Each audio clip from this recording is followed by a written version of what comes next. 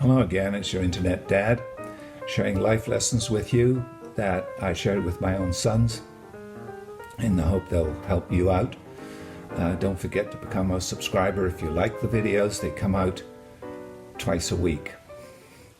Now the title of today's video is Horsing Around, how to up the odds on finding a great girlfriend. Now, by way of explanation, I've spent 30 years on Wall Street, and everyone knew the larger and more important stocks. And a way of making money was always considered if you could find an obscure or underserved company, you have a much better chance that when it got discovered that you'd have bigger returns. Now you can apply that to the dating scene. You should look for an underserved niche in the market, not the usual internet dating sites and bar hops. I'm talking about riding English style, just like the saddle that's behind me. Now, what I'm going to talk about doesn't apply to parts of the United States where they have rodeos and ranches, because there the average boy is probably a very good rider to begin with. In fact, he probably outnumbers girls in the sport. The rest of the United States can be very, very different. And the number of boys who learn to ride English can be quite small. Do you like odds of 10 to 1? I certainly did, and you should too. Now, at the risk of angering the average cowboy, I'm going to suggest that riding Western is not that difficult to do. You could learn to ride Western in a day.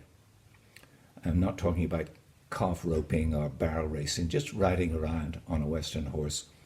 And what makes it simple is that you ride with a slack rein. And if you draw the rein to the left or the right, depending on which way you want to go with a Western horse.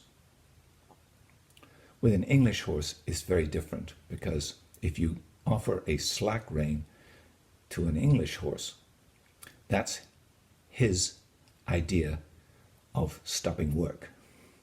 So you have to keep a light pressure on the horse's mouth through the bridle all the time that you're mounted.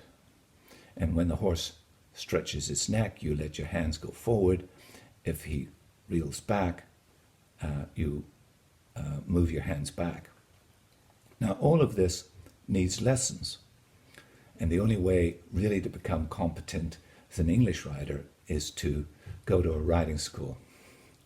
And that's where the girls come in. You may be one or two guys learning to ride. There may be 12 or 15 girls trying to ride. I think that's a pretty good proposition. Now, learning to ride English opens a lot of other sports like fox hunting, dressage, show jumping, cross-country riding, even jump racing, which I've done a couple of times. The big difference between Western and English is that ability to jump, and you have to be taught to do it. In most local places you can find a riding school. It'll be inexpensive lessons. I suggest an hour's lesson every week. You will discover leg muscles you didn't know you had, but after an hour or so workout, you will be very tired indeed, but you'll also get fit very quickly. Now, participating in English riding doesn't have to be expensive, because if you take lessons, the stable provides the horses and the tack, and the instructor, you just pay by the hour. Now, for myself, I would recommend an ordinary pair of riding boots costing about $200. The other thing you'll need are riding breeches, which will cost you about $50. And you get elasticided so they can fit very comfortably. Now, in terms of hat, you'll need a hat protection, head protection. And when I first started riding, we all wore velvet, close-fitting hats. But we've all swung away from that because if you're doing dangerous riding, like jumping, racing and the like, you need a crash hat. And they're not expensive. This will cost you about $75, but it will protect your head from serious injury. Final item that you're going to need is your $5 boot remover, boot jack. And you just put it on the ground, insert the heel of one boot, put the other boot on the flat part, and then just work this free. You'll find that putting on top boots is a lot easier than getting them off.